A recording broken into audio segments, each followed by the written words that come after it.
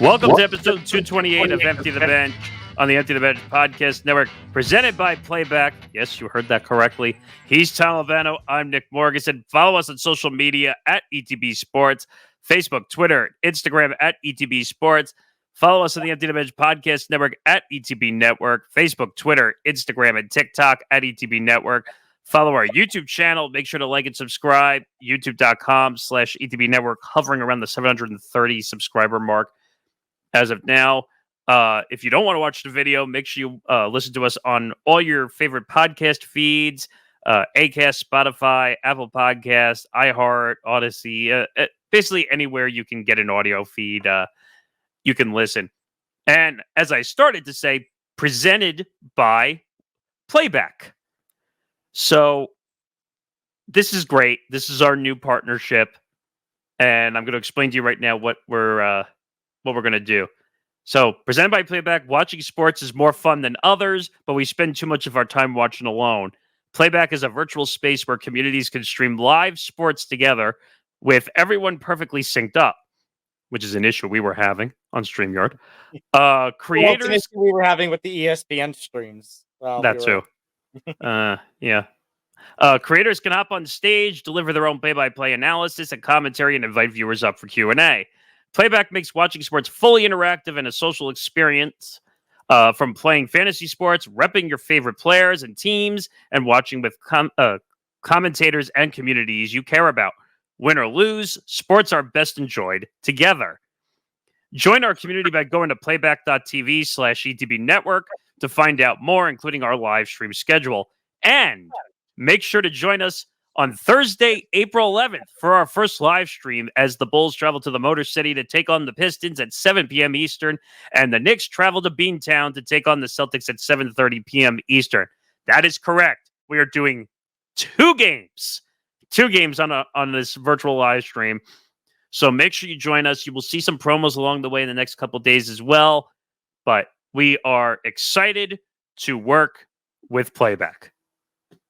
Yeah, it's absolutely fun. Shout out to Brandon and company because they do a fantastic job over at Playback. It was really awesome to get to see all the features and to see the intricacies behind Playback. And it seems like a real enjoyable place where we can build, and it's going to be a great place where we can build a community and, be with you guys and watch NBA games, watch some of those playoff games and talk and look at highlights, look at some classic games from around the different sports leagues. So shout out to Playback. Thank you for coming aboard. Here's to a great partnership. Yeah, so now that the pleasantries are out of the way, we've got quite a show. By the way, you forgot one. Yeah, etbpodcast.com as well. You're right. For all the latest blogs and information, which, by the way, we are building a blog empire over there on the website right now. So make sure you go check out. We have football, we have baseball, we have a bunch of other things. We just added women in sports, talking about March Madness on the college basketball side. By the way, side note, congratulations to South Carolina for winning the women's national championship, beating Caitlin Clark in Iowa, which was a shocker to most people. Great game, by the way. But I'll just tell you right now, there is so many headlines right now that we didn't even have time to get to the national championship. And also to note, we're not talking about the men's championship because, well, we're really feeling the effects of a solar eclipse because this is not our normal spot. We're in the MMA Outsider spot. And for whatever reason, MMA Outsider is taking our spot on Thursday. Wait. Spoiler alert, that's because of the Playback stream. Oh, yeah, that's right. You're right. Because Zan is at the Final Four. Well, has been at the Final Four, and he's going to be at the Final Four the day we're recording this for the national championship game. Yeah, so we've been behind the scenes doing a lot of work. We talked about we'll give you a quick warning at the end again about scheduling, but a lot to get into. John Calipari is leaving Kentucky. Big shocker. No one had that on the bingo card. I'll get into why that's a massive deal and situation.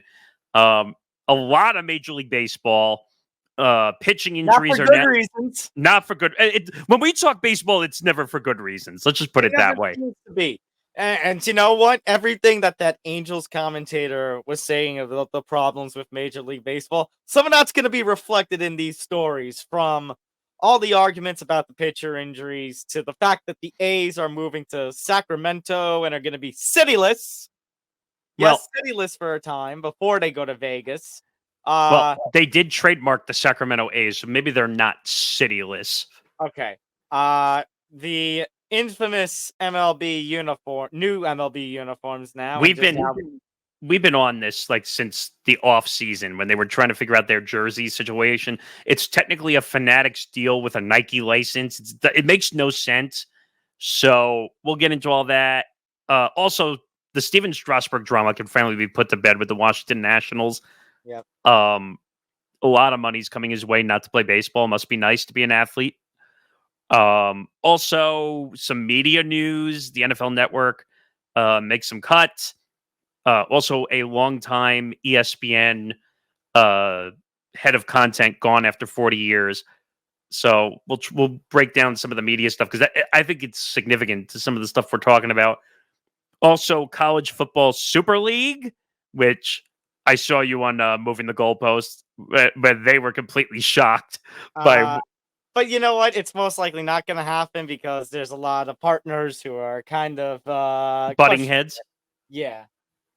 Also, we'll get into the controversial call in the Iowa UConn game, which people are being assholes and don't understand what a moving screen is. So I'm going to have to give a masterclass on what a moving screen is and what's not a moving screen. Also, Bronny James declares for the 2024 NBA draft. Psst, it's far too early. So we'll get into that. But I'll just save it for later. I have a lot to say about it. Trust me. And I did a video on it. So we'll get into that. But number one, this is a report because it's not finalized officially as we're doing this. John Calipari finalizing a 5-year deal with Arkansas. This one was kind of a shocker. Paul Lombardi from 3&D on our network, we're talking about this, and we were kind of surprised. Now, I'm looking through the story that ESPN kind of they filed. Pete Thamel and Jeff Borrelzo, they're two of the top college guys at the network, and it looks like the deal is going to be pretty similar. They're saying it's going to be slightly less than the $8.5 million that he makes. However, the deal is going to have incentives. But because of the way this happened, remember I told you about that record buyout that Calipari had at like $33 million? Mm-hmm. They somehow managed to get out of the $33 million buyout. How? I don't know. That's just the report that I heard. But it says the key relationship. Now, you and I have talked about the politicking in college sports many times. So the key relationship to help the deal come together was Calipari's long-standing ties to John H. Tyson, a billionaire who is a longtime Arkansas benefactor. So what is it? What is it about? What is it about? Money and power. So Calipari is also replacing Eric Musselman, who's going to USC. And the funny part about this was, and then the USC coach went to SMU. So it was like a big game of coaching musical chairs. Yeah. This is significant. Kentucky has not been to a Final Four, I want to say, since like 2014, 2015. I don't have the exact year. I was going to say, like, even though I'm not the biggest basketball follower, on one hand, yeah, they haven't been to the Final Four in like nearly a decade. So obviously things weren't going as smooth sailing as in years past. On the other hand, I don't think, Nick, I could have ever imagined until Calipari retired, him and Kentucky never being together. It was like for the longest time, and in my lifetime, at least following as much as I could of college basketball, one was always associated with the other. I mean, the example they use, and it's kind of cross-pollinating over multiple college sports, is Nick Saban at Alabama. That was kind of the example they used. I get why they used the example. I would say Nick Saban is far above class-wise, and I don't mean as respect. I'm talking about winning class over Calipari. Nick Saban has won, 6 national titles, I think, and Calipari has 1. It just seems so weird to me, Nick, that when you bring that up, Calipari, Saban, Belichick, these coaches who have been with their organizations for like the longest time that we've had going back to our tween and teen years, and now here we are, and all that's ending. I mean, you could say in all sport, Joe Torre with the Yankees is another example. I forgot how many years, until there was a unceremonious almost firing that happened, but Just just 12 seasons, by the way. which is insane. Still, you don't see that anymore. You'll be lucky if a manager or a head coach lasts 2-3 years if they don't get blown out of town by the fans or the players. I mean, look what's going on with the Bucks when they ran out Budenholzer, and then they brought in Griffin, who didn't last barely a season, and now they're stuck with Doc Rivers. I mean, this this seemed more like a power struggle because, again, the big thing I hear is that Kentucky was almost expecting Calipari to be Nick Saban. Like, win, win, win. You've been here forever. You've won title. So they also, another statistic, which I just read here, the Wildcats have not been out of the first weekend since 2019. The first weekend!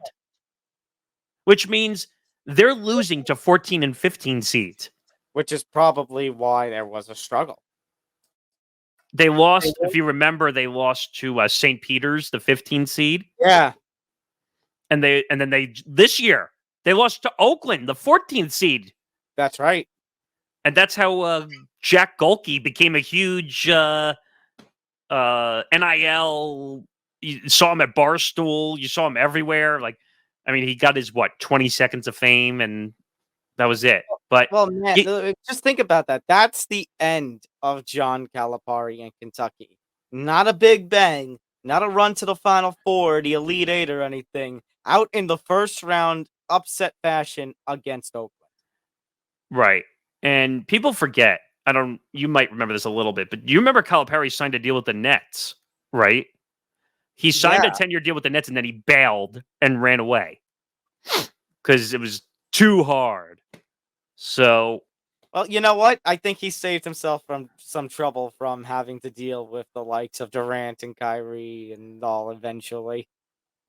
True, but unfortunately, Kentucky, which is a bigger school, I almost said kaleidoscope. The lights are on Kentucky, and the social politicking of college sports on Kentucky is bigger than, and I don't care if people from Arkansas hate me. Unfortunately, Arkansas is smaller than Kentucky when it comes to college sports. It is. So who knows why he took the job? I'm sure we're going to find out in the next day or two why he took the job. My guess is that the relationship kind of played out its course. And when you're with an organization, whether you're a player or a coach for as long as he was, sometimes you just need a change. Right? Yeah. So, I think this was just more of, okay, we had enough. Well, and also, like you kind of mentioned, because of everything that's gone on, the lack of success Calipari was having with Kentucky, having something like going to a place like Arkansas, not just a money move, Nick, but also, as you kind of referred to, a power move. That John Calipari can still have the kind of power that he was wielding at Kentucky for the last however many years it's been with him there. Yeah, and so the reason they got out of the $33 million buyout was because they didn't fire him. If they had fired him, they would have had to pay him the $33 million. So they obviously are not dumb when it comes to handling the Calipari situation. They knew that they had to find him. Maybe they helped him find the job. Who the hell knows? Because they didn't want to pay that $33 million. But he was with Kentucky since 2009. Think about that. So what is my math is that's 15 years? 15 years, yep. That's rare. You're never going to see coaches like that ever again, where they just stay with an organization, they build from the ground up, and it's their program. They run it. So they won a national title in 2012 and went to 4 Final Fours. Okay, that's not as bad. People are making it sound like he went nowhere. So he went to 4 Final Fours in his first 6 seasons. Well, I think, Nick, it goes back to kind of what you said before. It's not so much bad in terms of, he won a national championship, like you mentioned, 4 Final Fours. It's just the last stretch that he's had with the NCAA tournament, the upsets that his teams have suffered. Also, what people don't know, which is really the biggest tool for Calipari, he is a recruiting powerhouse. Yep. If I read correctly, he's had the most first round NBA draft picks in his time of being a head coach. I think that's right. I think it's like 35 first round picks, which is incredible. That's a huge number. Like Kentucky has been known as NBA 2, they call it, where basically if you're on Kentucky and you're playing under Calipari, you're going to make the NBA at some point. So is it like Alabama in the NFL? Yeah, essentially. Well, and also the two of them had NFL and NBA connections, so it helped. But Calipari was 410 and 123 at the Wildcats. Just looking to see if there was any other news. That's basically it. It's not official yet. So as of this recording, it's still a report. So people who are watching the video side, that's why I put report, because we don't have it as a press conference. But everyone is basically saying it's a done deal. So we'll just wait until it actually becomes finalized to make it a real thing. But we do have other things to talk about, like all the pitching injuries that have occurred as of late. And now you're starting to see yet another beef between Major League Baseball and the Major League Baseball Players Association. So you know what I'm hearing right now, because I know that there's going to be a problem.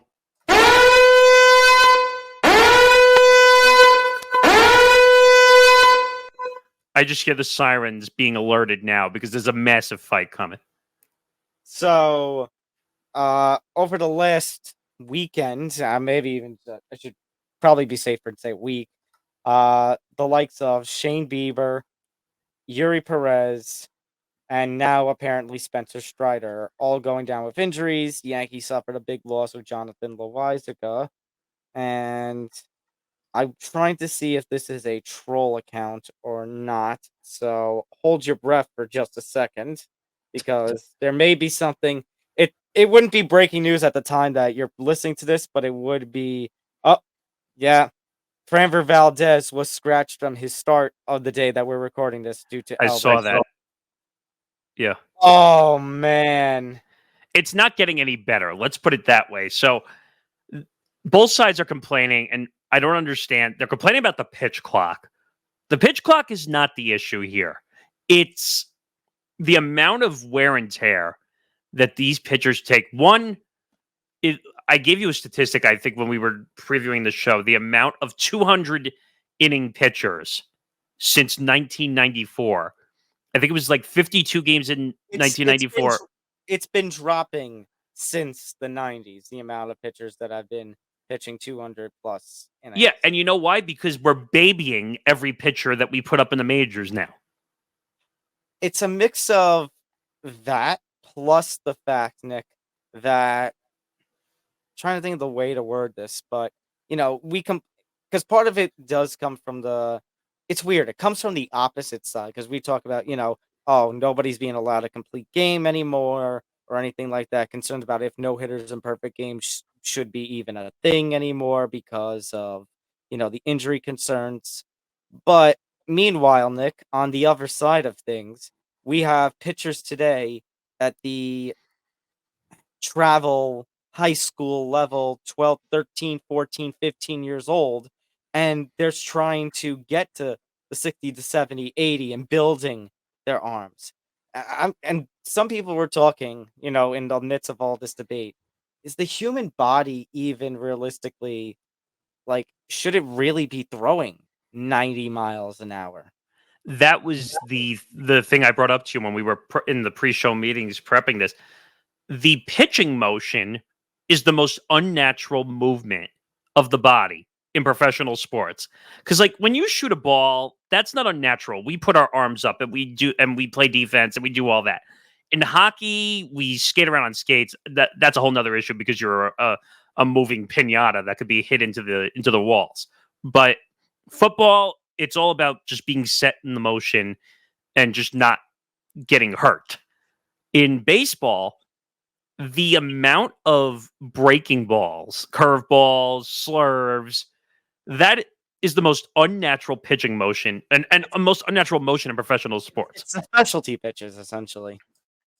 When you throw a fastball, you're pretty much throwing straight. It's still unnatural, but at least you're throwing a straight motion. The strength and speed, the velocity can be unnatural, but at least, like you said, it's the typical throwing motion that we make. So the issue we have is everyone wants to throw 50-foot breaking balls now, and they want to be unhittable. The problem is, I'm trying to think of the name of the pitcher from the Tigers who got hurt that threw 104 miles. Oh, Joe Zumaya, the Tigers pitcher. Everyone was like, "Oh my God, he throws 104 miles an hour." Well, what happened to him after about a season and a half? Arm fell apart. He had like 2 Tommy John surgeries. And I get annoyed when the doctors come out and say, "Oh, well, just get the Tommy John surgery. You'll come back even stronger." I think that's a misconception. And I feel like that's, I don't want to say celebrating, but that's going to the well one too many times, that it's now the typical, "Oh, just get Tommy John." Like, shouldn't we be trying to avoid Tommy John surgeries? Well, why do you think now they try to rehab way before everything? Like, I know with Garrett Cole, the Yankees ace, he's basically going through 2 to 3 months of rehab. Yeah. By the way, this is coming from somebody who has Tommy John in his name. That's right. I totally forgot about that. But the point is, guys are getting screwed because they're better off getting the surgery if there's a real issue. But these teams are in such pressure mode to perform. Oh, just go and rehab it for 6 to 8 weeks. It'll be back. Well, let's go to the statement. So first comes the statement from Tony Clark over the weekend. It says, despite unanimous player opposition and significant concerns regarding health and safety, the commissioner's office reduced the length of the pitch clock last December, just one season removed from imposing the most significant rule change in decades. Since then, our concerns about the health impacts of reduced recovery time have only intensified. The league's unwillingness thus far to acknowledge or study the effects of these profound changes is an unprecedented threat to our game and its most valuable asset, the players. Now, something that should be noted is that when the pitch clock change went to a vote, the 4 players, I don't know them off the top of my head, if their names are even disclosed, the 4 players who represent the players, the 4 current players on the players union, all voted no for the reduction of the pitch clock. That's interesting. The reason now, let's be clear, because Nick, you and I were very skeptical entering last season when we talked about the pitch clock, and we both can say now at this point it has done, does it make it's definitely helped to speed the game up a little bit. And it really hasn't made too much of a difference of our viewing experience. It's still the game that we love. I actually think it's better. Yeah, some might even say because we're no longer sitting through a 3.5 hour, 4 hour game. What would you say now? The most we're seeing now is like a 2 hour, 15-minute game at most, if it's going a little bit slower.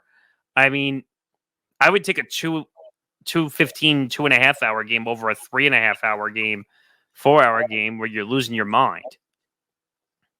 Yeah, fair enough. Here was MLB's response, however, because they actually released a statement one day later.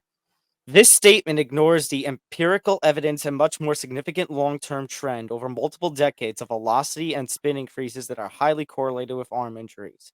Nobody wants to see pitchers get hurt in this game, which is why MLB is currently undergoing a significant comprehensive research study into the causes of this long-term increase, interviewing prominent medical experts across baseball, which today has been consistent with an independent analysis by Johns Hopkins University that found no evidence to support that the introduction of the pitch clock has increased injuries. In fact, JHU found no evidence that pitchers who worked quickly in 2023 were more likely to sustain an injury than those who worked less quickly on average. JHU also found no evidence that pitchers who sped up their pace were more likely to sustain an injury than those who did not. I think you may have found that study, Nick, when we were I researching found it. the players, by the way. It Oh, was Jack Flaherty, Tyler Glasnow, Whit Merrifield, and Austin Slater, along with Ian Happ and Walker Bueller as alternates.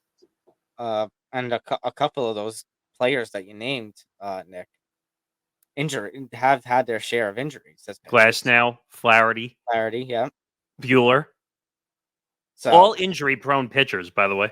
and the thing is, I think the reason, Nick, you and I got on Rob's case a little bit with the rule change this season is that it went from 20 to 18, and that's just stupid. 18's a random number. Also, 2 seconds is wholly insignificant. Like, we're not talking about going from like 20 to 10. That would be significant. Having a 10-second pitch clock as opposed to first of all, if you had a 10-second pitch clock, there'd be so many pitching violations, I'll tell you right now, because everyone takes their time getting in the box. I mean, not to go off on Yankee land for a minute here, but we saw the violation or not violation. Who was it at the plate that got struck out because Glaber. because Glaber thought that the pitcher put his foot down and didn't engage the hitter. That's a whole nother issue in itself. Engaging the hitter. That's the one part I wish they would do away with, engaging the hitter, and just you go by the pitch clock. If you're in the box and you're not looking, that's on you if you're not ready to hit. Yeah. Well, part of that, Nick, is also you saw who was umpiring that game, right?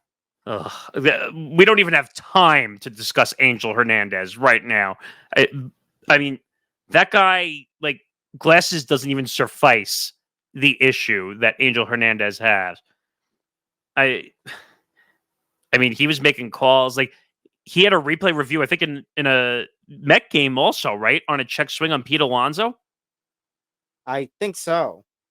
Like, that was on in the Yankee game. He got this one wrong. He missed a strike that was right over the plate the other day, which people were saying, how the hell did you miss that one? I mean, we said it.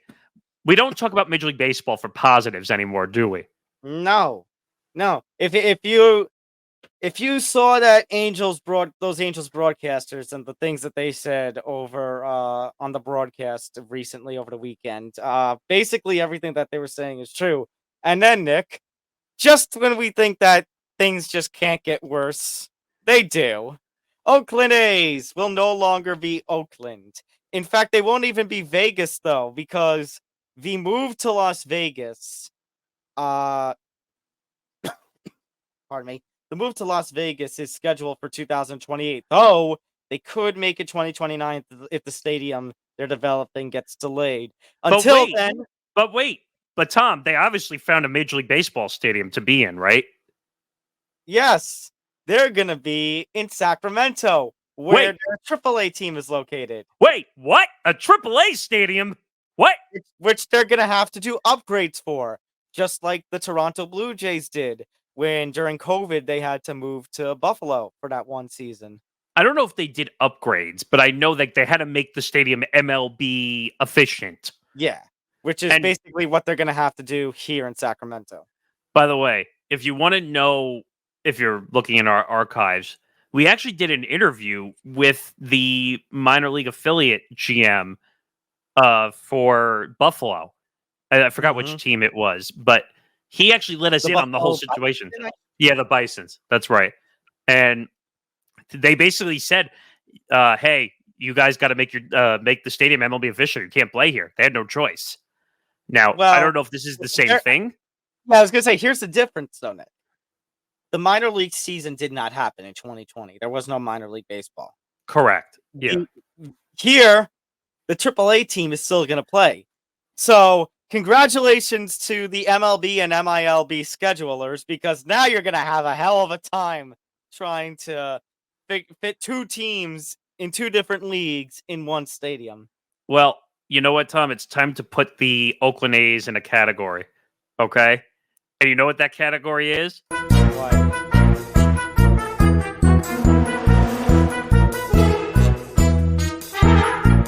Let's see here.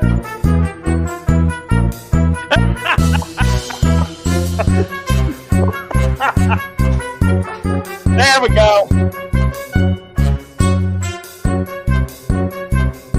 Okay, enough of that. But my point is, Tom, they're the new number one. Forget the Broncos. Forget the, I don't know, who were we talking about last week? The Steelers. The Steelers country, let's ride. The A's are take the cake. They are the number one. They're going to be the new laughing stock of professional sports, not just baseball. This is just asinine in every way, shape, or form. I looked this stadium up. 14,000 fans is the limit. Remember, it's also not in a Major League Baseball picked location. It's not like they don't have Major League facilities. It's also not in an A market. It's Sacramento. Well, let's be careful with that because you have the Sacramento Kings who are. I would put them in probably a B plus market. I would say the Sacramento Kings are a much bigger draw now that they're playing good basketball. I don't know about the A's. First of all, this is going to be a laughing stock. We know this in every way, shape, or form. John Fisher is probably the worst owner, and I'm going to say this, professional sports. And that's saying a lot considering there's an old man with a star that is way worse in professional sports. Hold on. I'll do it. Where is it? How about them Cowboys?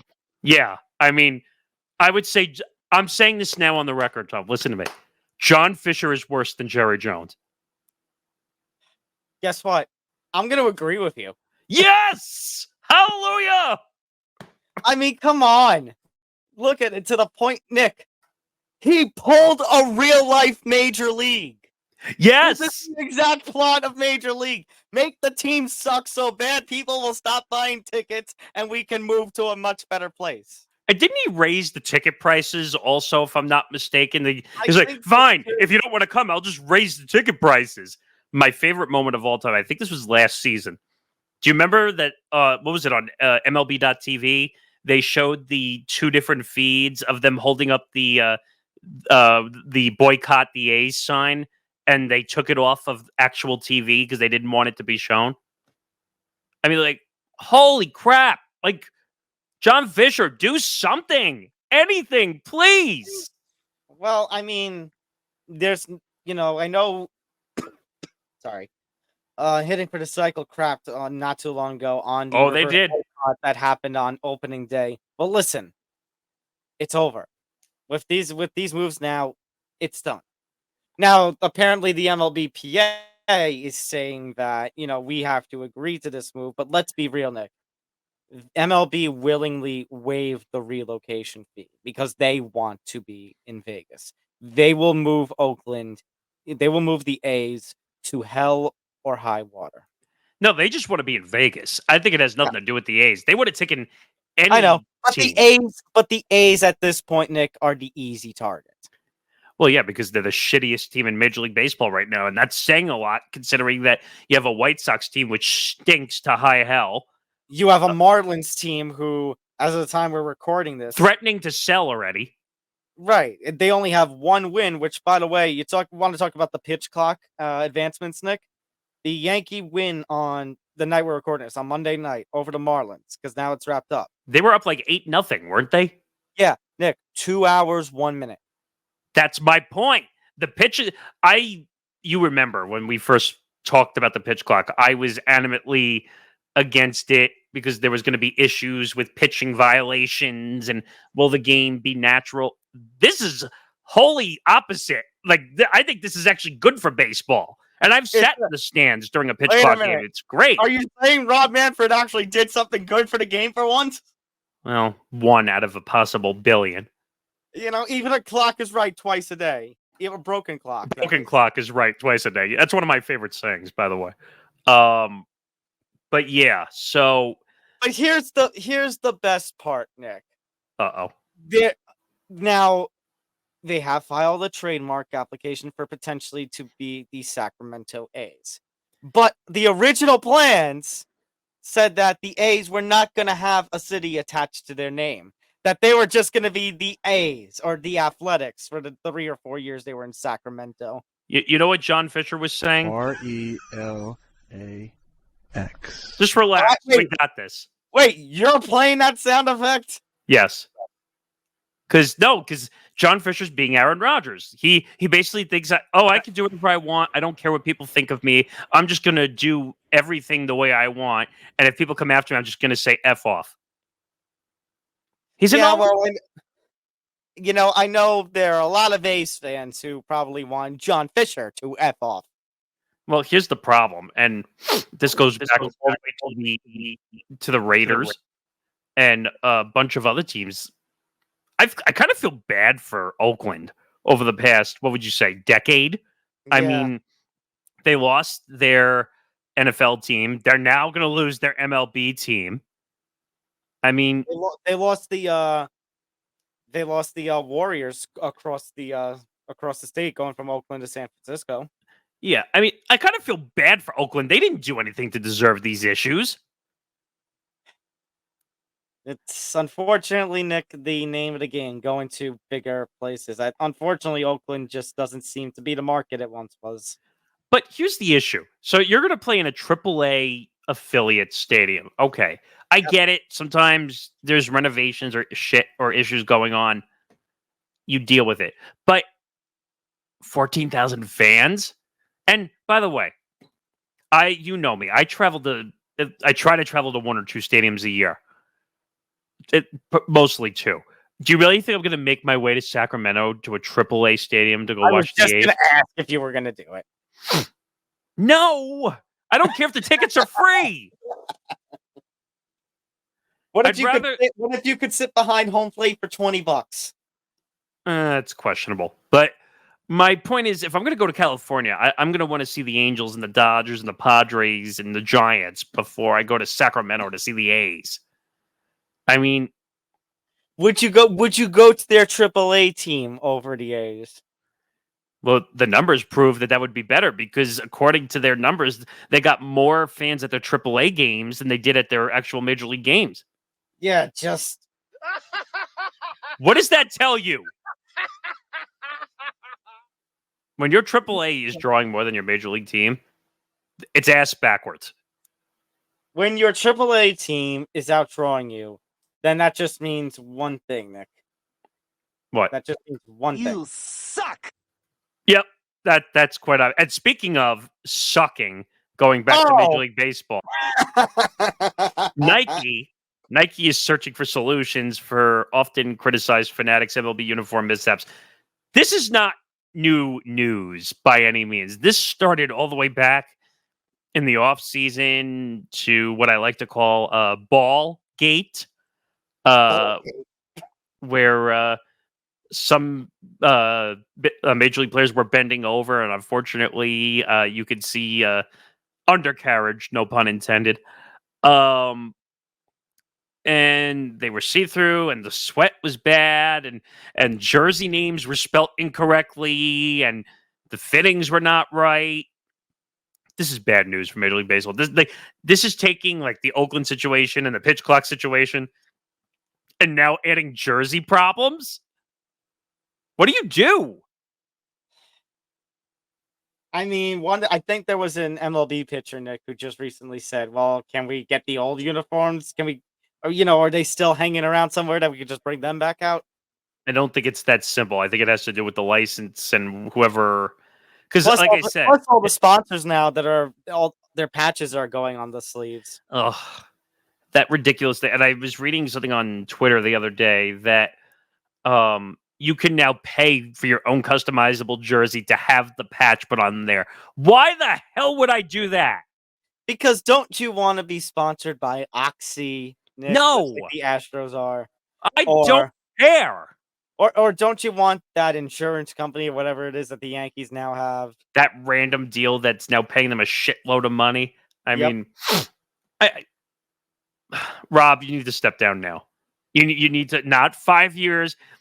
you and your asshole dumb shit nature basically saying that, hey, I'm over here. I'm announcing my retirement in 5 years. 5 years. 5 more years. 5 more years. 5 more years. Sorry, this isn't Jimmy G. But my point is, Rob, you need to go now. You are so, I don't know what the word is really, uninformed when it comes to making baseball decisions that you're ruining the sport. You're taking the sport, crumbling it up, throwing it in the trash, and then you have all the those animals, like when you unfortunately leave your garbage out and they all get to the garbage, like they're tearing through the garbage can. The possums, the raccoons. Yes, like all the rats and opossums are coming out and saying, "Free food! Free food!" Shots fired! Shots fired! Yeah, I mean, this is bad. I don't know how they fix this. Who knows if they can actually go back to the old jersey? I don't know if they can. I don't know if they can either, honestly. All right. One last thing from baseball. Steven Strasburg and the Nationals, that whole drama is over. Strasburg is now officially retired. That's what the whole issue was. That's why his press conference got canceled just hours beforehand. That was the most ridiculous thing. I remember when we covered that story too. Oh, we canceled our press conference because we can't agree to the compensation. Well, hey, Washington, you're the dumbass that signed him to the contract. And do you remember the other thing that made that contract even dumber? What? They didn't sign insurance for it. Oh, that's right. The lack of insurance. So guess who's at fault for being dummy? Well, the Nationals.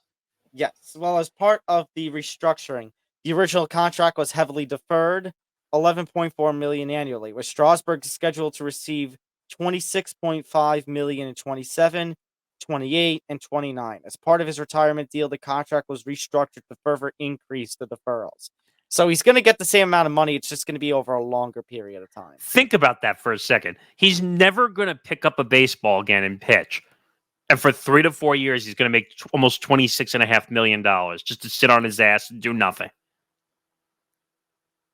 Well, I mean, look, it sucks how his career kind of came to an end with just, I think, 8 starts from 2020 on. But the way that really it truly ended, he kind of went out on top. He got that big deal. So he was able to get this money after an incredible 2019 season, helped the Nationals to their first World Series, got the MVP of that World Series, if I'm not mistaken. And, was it the kind of career we had kind of hoped for with Strasburg at the beginning when he first got drafted in 2009 and he had all that hype around him? He was the overhyped prodigy as a pitcher. But you throw the term overhyped in there, but I think he still had a respectable career in Washington. The problem is the injuries, really. The injury bug bit him. Fair, and yes, and he's never going to the Hall of Fame. But you know where he is going? He's going to the Ring of Honor, whatever they have in Washington. You don't have a choice what that man did. I mean, because he helped them win the World Series, obviously will go down for something. Well, who knows what'll actually happen because him and the Nationals ownership had a disagreement. By the way, that was petty that they canceled the press conference. Remember also something else, Nick. Nationals ownership wasn't looking to be owners for much longer. We had all those talks about sales for the last year or two. You're talking about the Lerner Group or whatever it was, I think, that owned it. And by the way, he was a terrible owner, in my opinion. One of the worst owners I've ever seen. Because they were more just owning a franchise. That's kind of what they were doing. Don't get me wrong. He was a big project, and I think that was a lot of pressure on him too, because everyone was expecting to be the next big, I don't know, name your pick of ace. But I think the pressure got to him a little.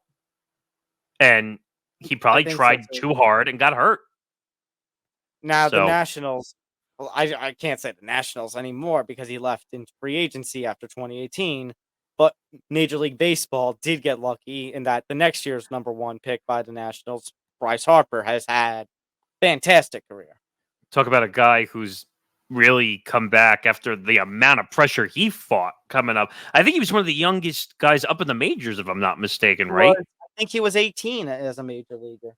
Which is a lot of pressure for a major leaguer to come up at 18, 19 years old. I mean, he wasn't on the team. I think they won the World Series the year after he left, right?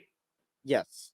So, and I'm sure Nationals fans were ready to rub it in, considering how the negotiations went in the offseason, if I'm not mistaken. But yeah, but you know what? Now he didn't win it, but he did reach a World Series. He's got to pet it himself now with the Phillies. He's been really good ever since. I couldn't believe this. I found out the other day he's been in a Philly uniform for 6 years. Yeah, it's been that long. That's crazy. And by the way, did you hear that he's already asking for a contract extension? Yep. Are you kidding me? With what, 6 or 7 years left? Is he a Boris client? I don't even remember. He's got to be a Boris client, right? I want to say yes, but let me double check. I'm checking. He is a Scott Boris client. Yeah, Whoa! Whoopty, big shocker right there.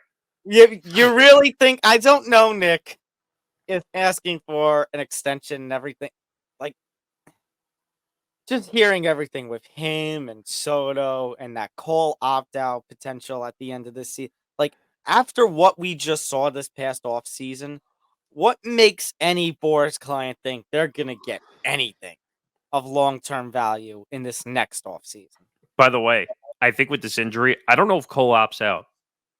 Oh, I'm not talking about that specifically. I'm just talking about how everybody with Bellinger and all the You're talking other about a pattern of stupidity, basically. So Harper's deal, which I forgot, 13 years, $330 million. But here's the rub that's different. He didn't ask for an opt-out in his 13-year deal, which I have a lot of respect for, by the way, because every star in today's game, in any sport, usually takes a big deal and then they put an opt-out 3 to 4 years into like a 6-7 year deal. something like that. Because that's about the halfway point. And they say, all right, I need to reassess. Have I won a championship? Have I won an MVP? Do I like where I am? All that. But for Harper is overreaching now, looking for an extension on top of 6-7 years. I mean, I think it's safe to say his career is going to end in Philadelphia, right? I think so. So and it's just going to get better once the Angels trade Mike Trout to the Phillies during this trade deadline. I wish that happened so long ago. That would have been insane if Trout wasn't as hurt. By the way, I feel really bad for Trout now in Los Angeles. Look, it really is, Nick. I mean, things have changed a little bit, but still, we were watching that opening weekend. It was like back to old times. Where Trout was the only one doing anything. I mean, I laughed. I think it was the day before recording this, saying that, Mike Trout hit a home run, and everyone was going nuts, and it was only a 1 run, and they were down 8-0, so it was 8-1. All right, we're on the board. And I just started laughing. I was like, all right. But I wanted to go back to one thing before. You were talking about the Angels broadcast and all that also. The guy you're talking about is Wayne Randazzo, who used to call the Met games. Yeah. And even though Major League Baseball is going to come down on him because no, you can't talk negatively about baseball. That's not allowed. But he's 100% right about everything that he's saying, including the Shohei Ohtani and the gambling stuff. And also the fact they snapped an on-base percentage for that college phenom that they have. Because because of a scoring change that they didn't announce for a whole week. It was, first of all, that was good publicity for baseball. Shocker, I know. Major League Baseball could have had good publicity if they just let it keep going. But nope, we can't have nice things. So, but also remember, Nick, we just brought up Mike Trout, and it feels like not too long ago, and it was probably a few years ago, when basically Rob Manfred kind of insinuated they can't build their image around Mike Trout because he lacks a personality. That was the most ridiculous thing I ever heard in my life. You mean, and I love this man with all of my heart, but you mean, last I checked, Nick, Derek Jeter didn't have the greatest of the most outspoken of personalities, and yet you were able to build a game around him and several others. I mean, it also helped that Derek Jeter had the captain gene and the clutch gene, and it also helped that he was in a Yankee That's uniform. what I mean, though. Mike Trout's a 5-tool player. You're telling me you can't build a game around that?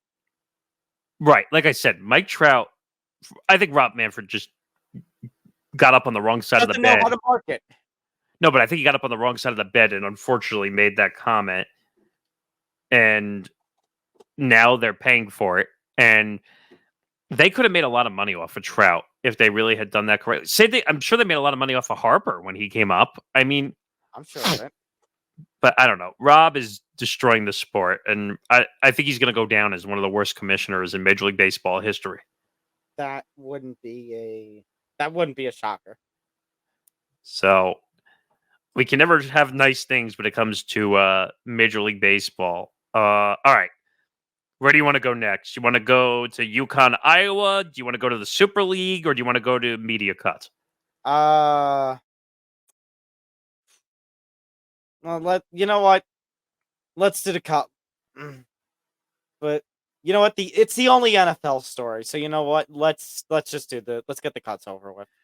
Okay, so NFL Network has been going through a lot of problems. I don't know if I want to say problems, like cuts. They just moved Good Morning Football from New York to LA, which I don't understand. I think that's a terrible decision, but I understand why they're doing it because the NFL media headquarters is in Los Angeles.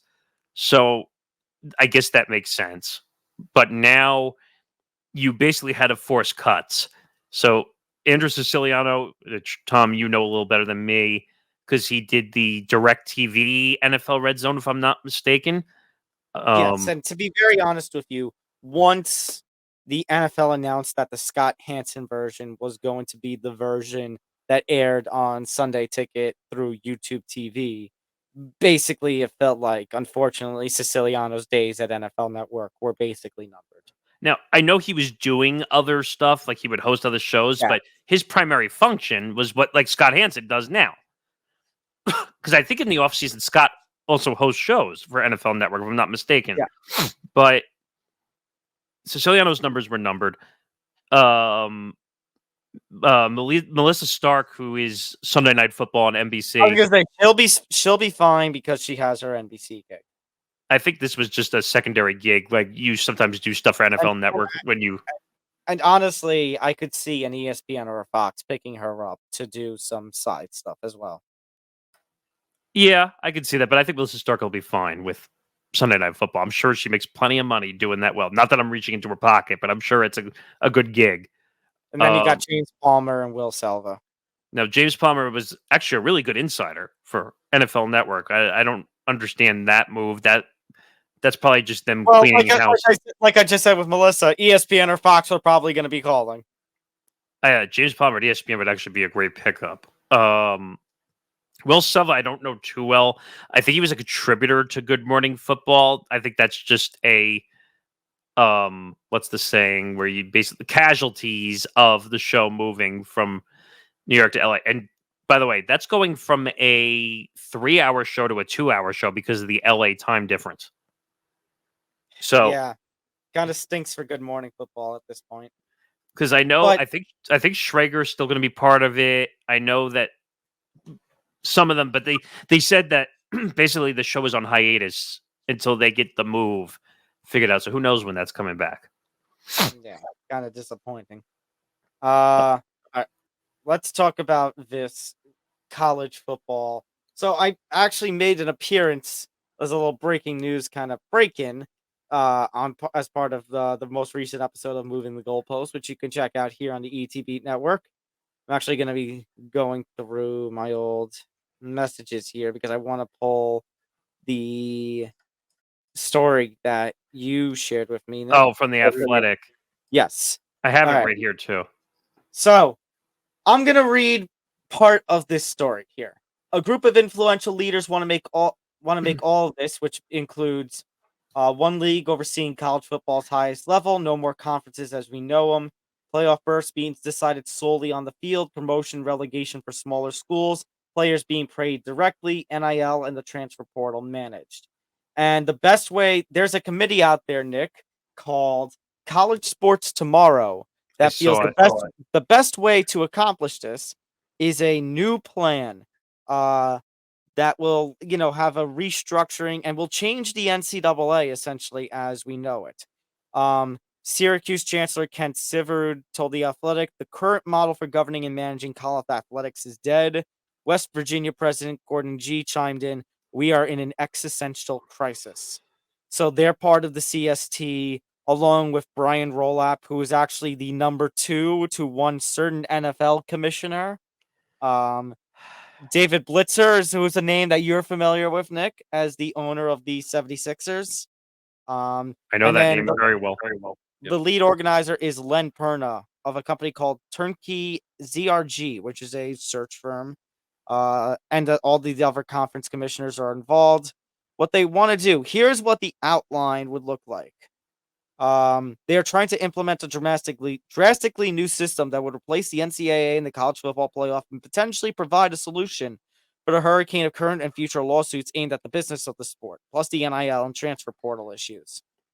The current CST outline, you would see the top 70 programs, which could comprise of the schools from the former major 5 power conferences, plus Notre Dame and SMU.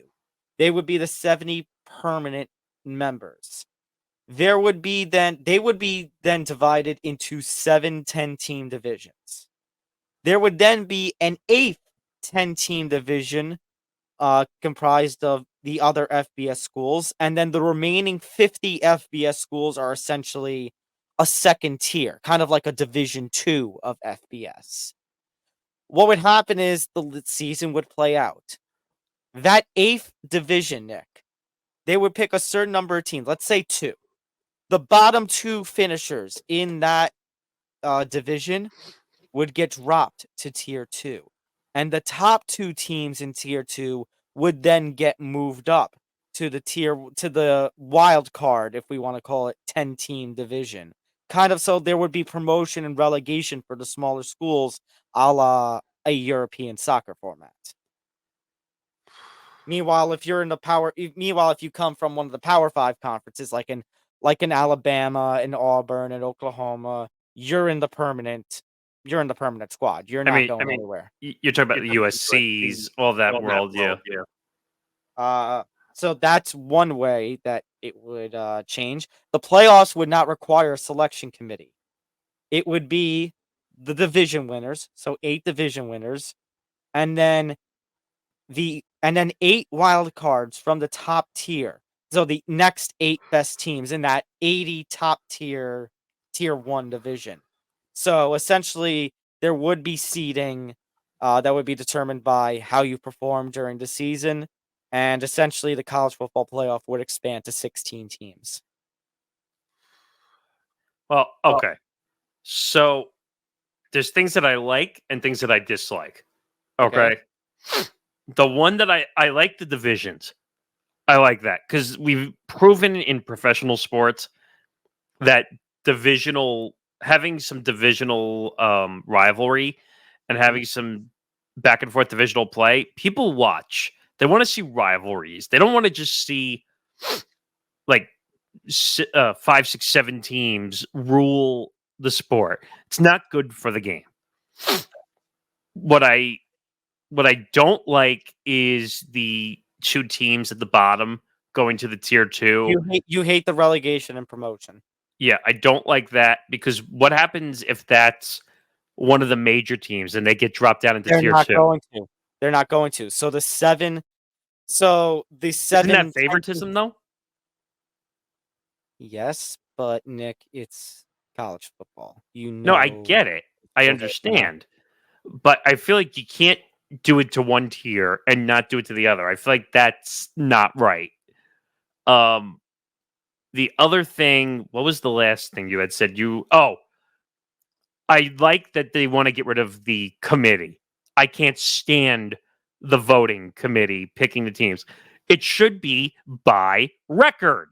Whoever has the best records. And I want to get rid of all this bull crap that this win against a major team counts more than a win against a lower tier. It doesn't matter. Wins are wins. The whole premise of winning is that you have the most wins. It shouldn't matter who they are. Now, the other thing about this deal, Nick, the CST model would also eliminate long-time conference structure for football, and by doing that, it would create one entity to negotiate with for a prospective union that would represent the players on NIL. So it looks like there would be some form of unionization, the transfer portal, and the salary structure rules. Plus, that also means one entity, the NCAA or whatever this would be in place of it, to also negotiate, Nick, with television networks for the TV deals. Here's the deal. One entity will never happen. Over the dead body of the NCAA, it'll never happen. Because you're costing yourself money by not having the different entities involved. Well, something, by the way, that should also be mentioned, Nick. You might know this better in the business structure, how it would play out than I would. The universities themselves would be part owners of the league. Is that a conflict of interest? Possibly. Because they're owning what they're competing in. That's like saying an owner, you own something and then you're gambling on it. That's a conflict of interest. Okay, so this model is actually derived from the MLS because the MLS's former president, Mark Abbott, is part of the CST as well. I know Abbott. Yeah. The difference is, unlike the soccer league, the revenue distribution would not be an even split among all competitors. Top brands like Alabama and Notre Dame would receive more of the financial pie. CST believes there would be added value in negotiating TV deals as one entity and creating broadcast windows that make more sense like the NFL does. I don't think that's the case because you're going to put Alabama in with USC and the Longhorns, which, by the way, have their own network. That's another issue. Yeah, by the way. Well, that's the thing that Nick DiMartino brought up. What happens then to the ACC network? What happens to the SEC network? The Longhorns network? They're going to say no to something like this. I mean, and I'm reading the other part about the networks also. Chief amongst the obstacles the new venture faces are the billions of dollars in TV deals that will that all the top conferences have locked in with major networks: ESPN, ABC, Fox, NBC, CBS. First of all, over the dead body of the networks, are they going to give up their revenue? They are never going to do that. And Nick, we talked recently about that ESPN, Fox, Discovery. Remember that little super deal that BS deal because they think that they want to work in entity, which is not true. The NFL is fighting against that. You think the league, the conferences, and the TV networks are going to go down without a fight against whatever the CST is trying to put up? It's not just the NFL. All professional leagues are fighting that charter deal that they're trying to put together. I'm just talking in the realm of football. No, but I'm just saying generally, like the reason they're fighting that deal is because it makes them stronger. Because even though they're not together as an entity by legality, putting them together in one package almost insinuates the fact that they are one entity, which they really aren't. Fair enough. And they can negotiate against themselves now. So, like you said, they're struggling to gain traction anyway, so there may not be something to come of this. It's just something interesting that The Athletic kind of reported. But it'll never happen because, like we said, these deals, the Big Ten deal runs through 2029, 2030. The Big 12s run through 2030, 2031. And the SEC's exclusive deal with ESPN runs through 2033, 2034. This is not happening anytime soon. And not because of all the conference realigning, which is what they really should call it, but they're not going to. It's all the money business contracts that are going to put a stop to it. Well, by the way, which is also something that Nick D mentioned, like when he puts a blame on something for this, he puts the blame on the fact that all the conference realignment, which basically killed the Pac-12. Or I shouldn't say basically, it did kill the Pac-12. Yeah, but the Pac-12 was completely dead because everybody ran off to all the other conferences. You know who would be great to talk about this from an NBA, from a college basketball standpoint? Paul talked about this on 3&D, that basically Pac-12 was killed because everybody else had more value, and that's why they all ran off. So, unfortunately, money is the death of everybody. Yeah. All right. Let's talk about the controversial call in that Iowa UConn game. So Iowa ends up falling short to South Carolina, which, by the way, congratulations to them. Undefeated season. That's something for the record books. That's their names. Those players' names, Nick, on the South Carolina team are now made. Like, that is going to be something that they will remember for the rest of their lives, regardless of what happens next in their lives. And actually, I would say twofold, because they got revenge against Iowa from last year when Iowa beat them, I think, in the Final Four. Yeah, you're right. So, incredible victory by them. And what's her name? Dawn Staley. Is that her name? Who the head coach? Legendary coach, by the way, in the women's college basketball game.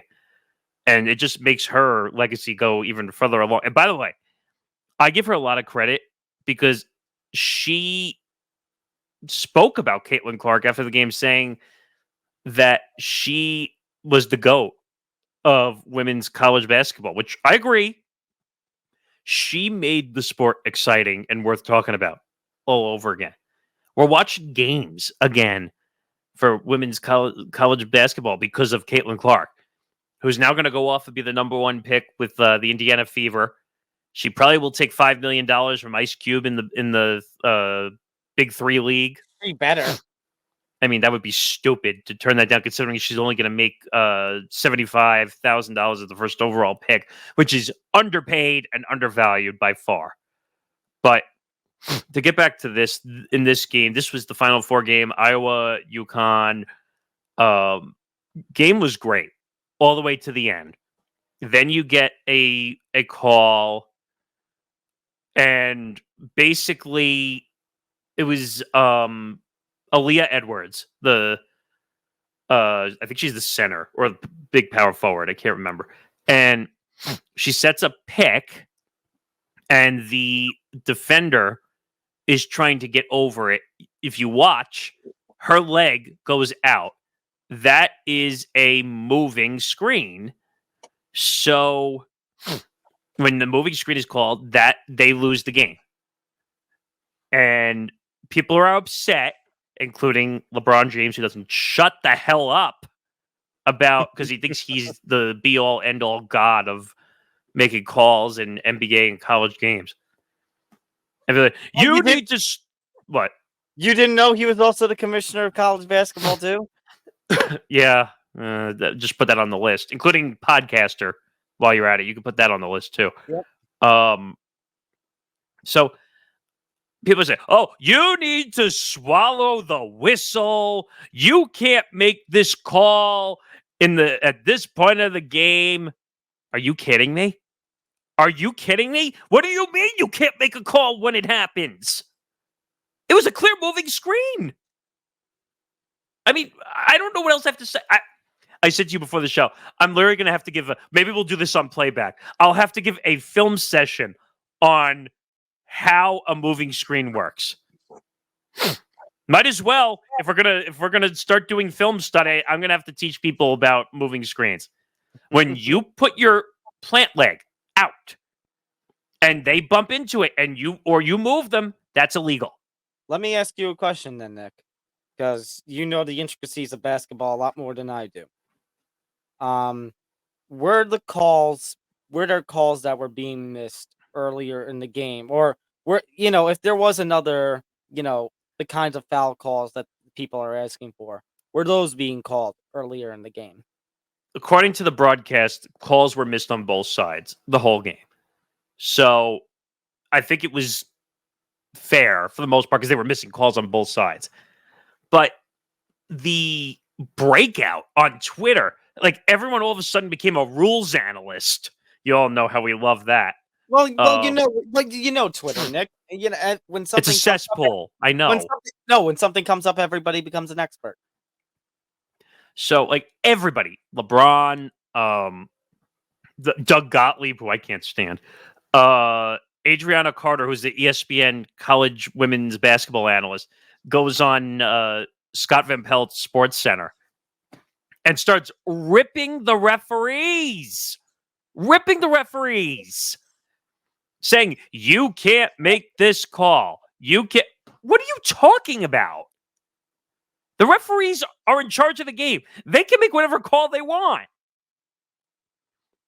Within reason, obviously. Well, guys, because I think back, Nick, to when Kansas City and Philadelphia were in the Super Bowl. I know a completely different sport, but there was like a lack of flags being thrown for like the first 3 quarters, and in the fourth quarter, you saw the flags come out, and the game basically, the last turnover or such, ended because of a flag, and there was all debate about should that have happened or not, and we talked about the call was correct in that game, that last flag. But we were like, well, should it have been called though? Because there weren't really calling calls for the most of the game. Right. I guess that's what it comes back down to, in my opinion. And so I found the quote from Andrea Carter. She says, to be honest, that call sucked, SVP. Now, here's my pet peeve, because I've called games and broadcasts for college radio. I've called college basketball games for radio. You don't, as an analyst or when you're on the broadcast, even if you're a studio person, you're not allowed to give your opinion in that regard. The rule of thumb is you do the game, you talk about what's going on in the game. You can't let your opinion supersede what happened on the court. And while I agree for the most part, Nick, can I challenge that a little bit? That, okay, because I once called a college baseball game where, and keep in mind, this was about 2016. There is no replay There's here. no replay. There's no... And it's different. And an umpire calls a ball. There's some arguing that happens, and he overturns it to a strike. I feel That's like rare. that's something that needs to be called out, though. You don't do that. That's fine, but I'm talking about where a call is made, and now you're going on and bitching and moaning about it after it happened and saying this call sucks. You work for a network covering a game. Okay? Like, you're acting like you're favoring a side when you're saying a call sucks. That's what it looks like to me. I just... And I just feel like... Sorry, I just feel like if a call was egregiously missed, it has to be called out on. Right, but everyone going off saying that they should have swallowed the whistle, that's the problem I'm having. What is that? So tell me what that accomplishes by saying they should have swallowed the whistle. Well, at this point in the long run means nothing because Caitlin Clark and her team lost ultimately in the championship game. Right. So it's amazing. Like we said on Twitter, people have this, they're a rules analyst all of a sudden because they didn't like a call in the game. And the other thing that bugged me is people would say, oh, rigged. Shut up. It's not rigged. I'll just play it for you. I'll just play it for you because you were going to play it yourself. So you need to shut the fuck up. Yes, it's not rigged. Stop it. They would have taken UConn or Iowa in the final game. Both teams were great. It doesn't matter. Do they want Caitlin Clark by choice? Yeah, probably they did. But I think a UConn-South Carolina matchup would have drawn because of UConn's power in the women's NCAA and men's NCAA, for that matter. People forget about Paige Beckers, by the way, on UConn, who was injured for a couple of years. Now, I don't agree with like what Molly Curab said on First Take, that if it wasn't for the injuries of Paige Beckers, we wouldn't be talking about Caitlin Clark. I think that was a little explosively over the top. But that was a little, it was a little much. But Paige Beckers and that squad were great. Like, people forget how good they actually are. And Gino, talk about long-term coaches that have been there forever. Gino Auriemma has been around forever. So people need to take a chill pill and not let one call affect their life, which a lot of people did. It was a great game. People are forgetting about the game because of the one call. That's what I'm sure that drives you crazy when you get a really good game and one call just totally affects the way the game is looked at. And you know what? It is what it is, unfortunately. And I'm sure people got what they wanted because for some reason they love to hate Caitlin Clark for whatever reason. I don't know why everyone hates Caitlin Clark or why there's a subsection of people that hate Caitlin Clark. I don't understand it. She's an all-timer. I think it's because of attitude and Oh, cockiness. okay, but look at LeBron. People don't get on LeBron for being an asshole, except for me. But I was gonna say some people do. right, but people let LeBron get away with things, and I'm going to say the same thing about an issue you said last week. Unfortunately, I don't want to play the card, but I think it's man versus woman here a little bit in that regard. Oh, well, we don't like her, blah, blah, blah, blah, blah. They wouldn't be firing these comments of rigged at LeBron James. Let's be real. They just wouldn't. 2012 and 2013 kind of did. Right, but you weren't getting like sexist, misogynistic comments like what like Angel Reese was dealing with or what Caitlin Clark is dealing with in that regard. Well, I was gonna say, with LeBron, you would get the racial comments, so which is bad. I agree with you 1,000%. But I want to sum this up is that we're forgetting that this was a good game. That's what we're forgetting here.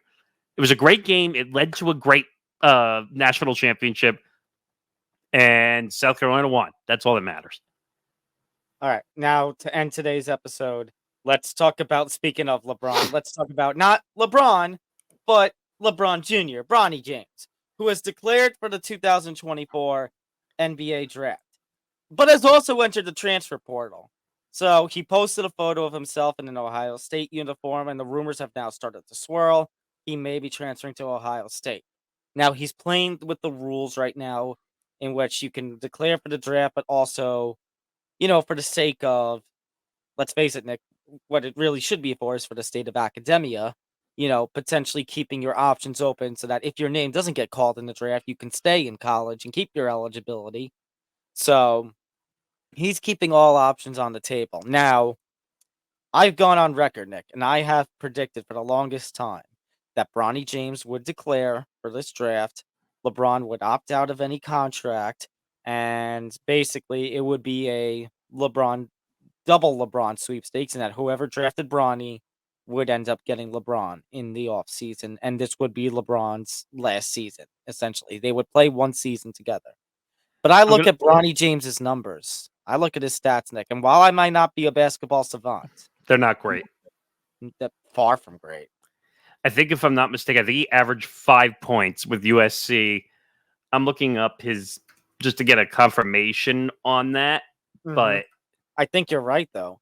And okay, 2023-24, 4.8 points, 2.8 rebounds, 2.1 assists, shooting under 40%. It's not great.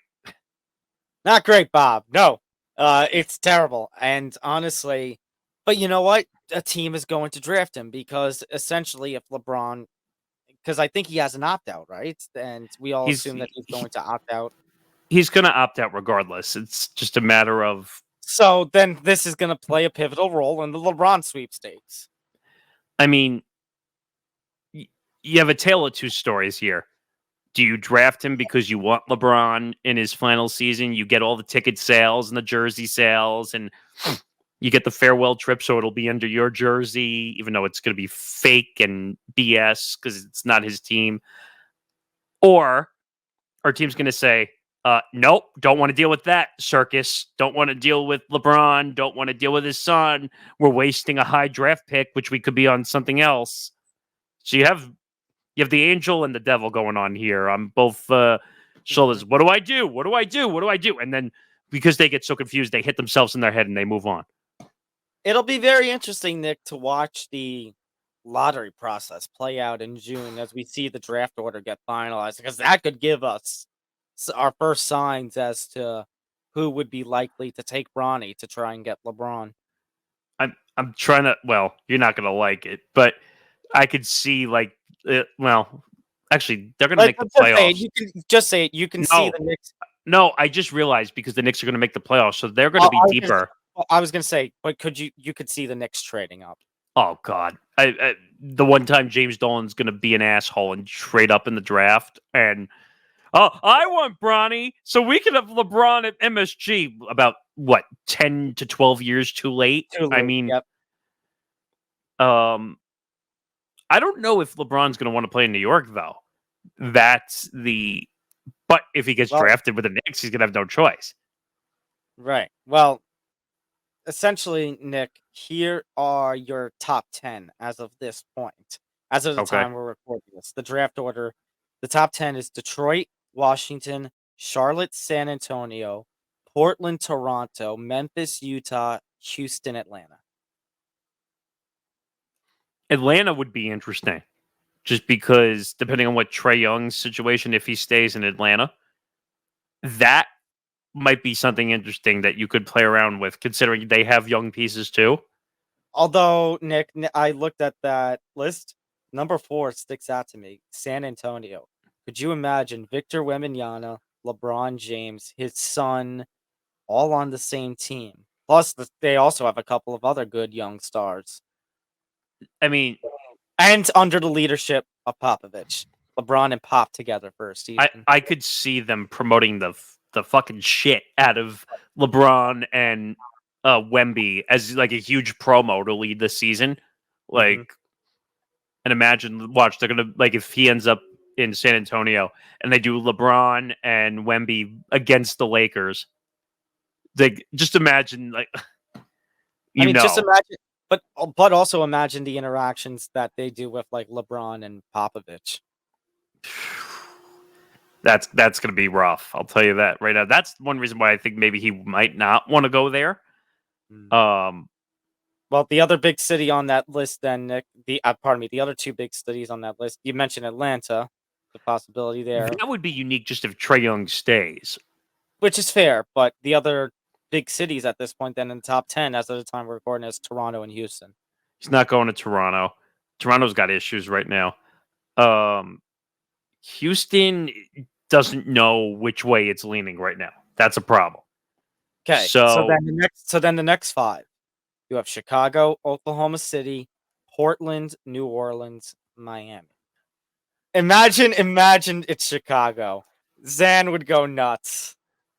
It's not a good fit, though, because they really right now they're in the mix of the issues with Zach LaVine and the trade rumors going on with him. They have DeMar DeRozan, who's actually a really good player. Like, that actually, with LeBron and DeMar, might not actually be a bad 1-2 option, but they really don't have much else. If I'm OKC, I stay far away from that situation because OKC has a really good core. I'm not disrupting that core right now to bring in Bronny and LeBron. That actually would hurt OKC, not help. Well, here's an interesting one. Number 15, Miami. Does he do the one more season? One more time in the 305? I don't know if him and Jimmy Butler would be a good mix. That's true. Because I like Jimmy Butler. That my issue is not about like or dislike. He's a really good player, but a little bit of his awkwardness on and off the court, and like just making news off the court, and the hairdos, and like all the. Do I think that it would be interesting? It would be very interesting if we're debating interesting versus tactics. Interesting, definitely. Tactics, I don't know if it would work very well. But it would be interesting if he went back to Miami to finish his career. Well, where's Cleveland? Are they on that list? 19.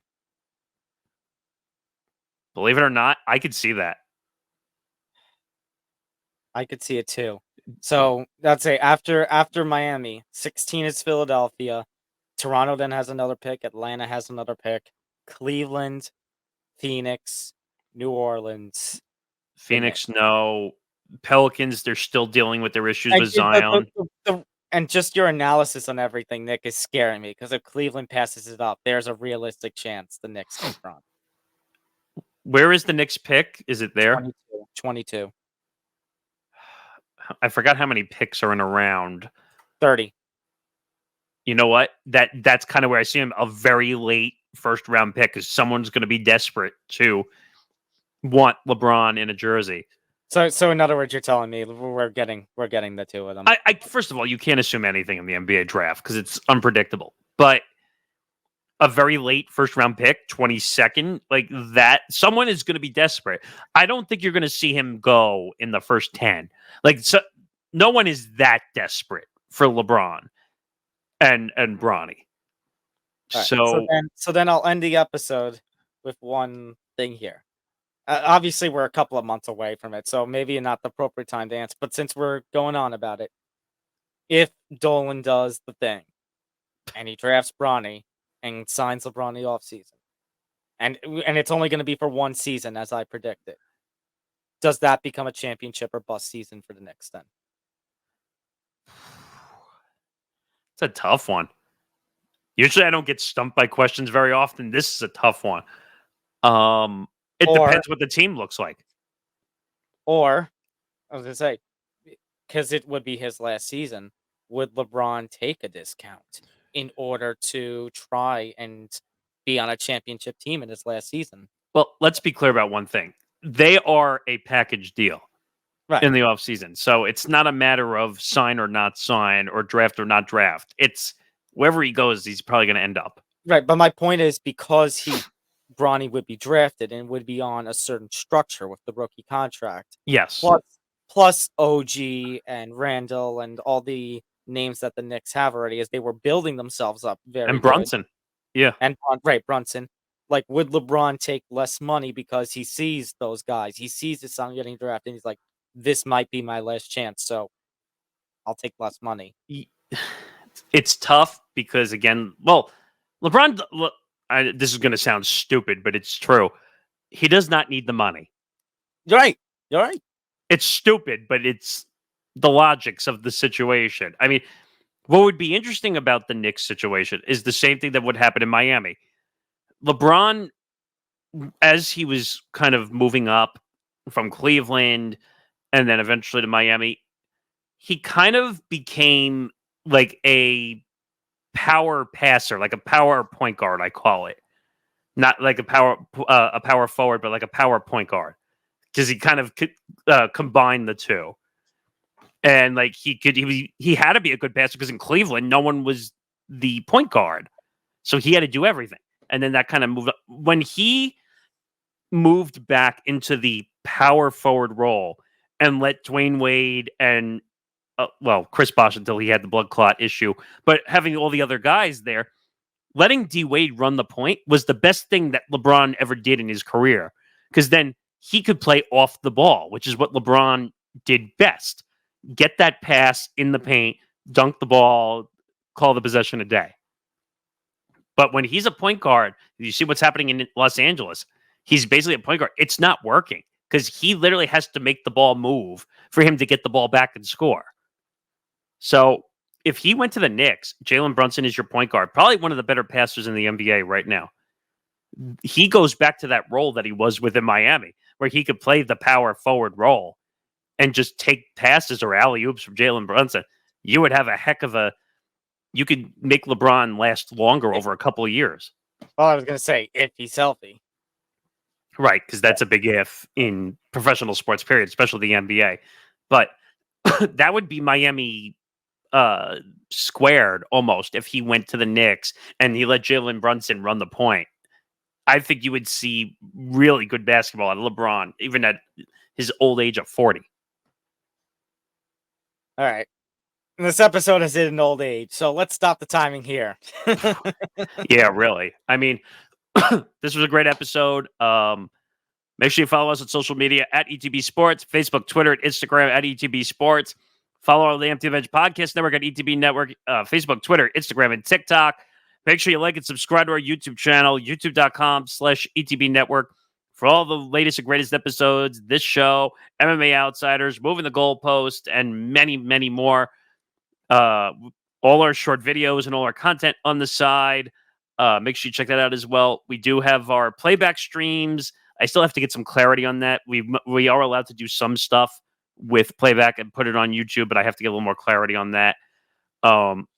Obviously presented by Playback as well. Our live streams start on April 11th. Chicago at Detroit, the Knicks at the Celtics. Make sure you come check us out. Playback.tv/ETB network as well. That's our universal community. We will put out the actual link for you to come join the stream. It's the same thing, just with a little code on the end. So just, excuse me, we'll put that out there as well. Come join us. It'll be us two. It'll be Nick D, Ben from Hitting for the Cycle, and Zan. So just make sure you come check us out. You'll have New York Knicks, you'll have Boston Celtics, and Chicago Bull representation there. We basically did that on purpose for the first stream, so everyone got a fan representation, except for me, because I'm a horrible Net fan who doesn't get nice things. We don't have a Detroit supporter. We'll figure that out. I'm sure over time we're going to find even more people, but there'll be plenty of interaction on those streams, so make sure you come join us and be in our chat. Like we said, classic streams as well, so make sure you check that out as well. Check out our website, etbpodcast.com as well, for all the latest blogs. We have NFL, NBA, MLB, women's sports. We have a podcast coming as well, Bando's Breakdowns, which was Zan, your host on MMA Outsiders. It starts on April 17th. All I'll say as a teaser is we have a major guest for episode 1. That's all I could say right now until we get all the logistical stuff worked out, but it's going to be a massive guest. So make sure you check that out as well. Whew. Okay. I think we've done enough talking. So for Tom Albano, I'm Nick Morgasen, and this was episode 228 of Empty the Bench on the Empty the Bench Podcast Network. We will see you. Oh, wait. When's our next episode? Yeah. So going back to this banner, which we mentioned last week, Friday, April 19th. So we're going to be off for a week and a half. You'll see us towards the end of next week now. Holy crap.